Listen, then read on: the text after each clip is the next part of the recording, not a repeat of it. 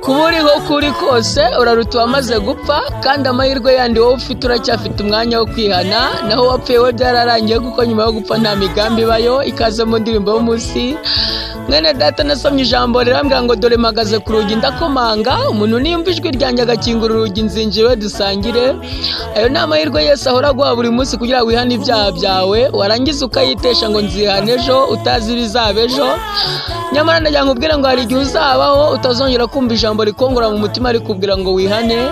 Nyamara uyu munsi ni uwawe, Imana irakubwira ngo iraguhumuriza uhumure kuko ibiteye ubwoba byo birahari, ngo ariko n'iminsi yawe yose irabaze, kandi nta kizakoraho n'umunsi n'umwe.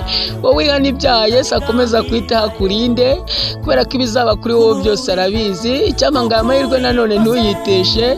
Imana iguhe umugisha, amen. maze gutaha amahirwe yandi ufite, uracyafite wo kwihana, naho uwakuwe byararangiye nyuma yo gupfa nta migambi ibayo. kuburiho ukuri kose uraruta maze gupfa amahirwe yandi ufite, uracyafite wo kwihana.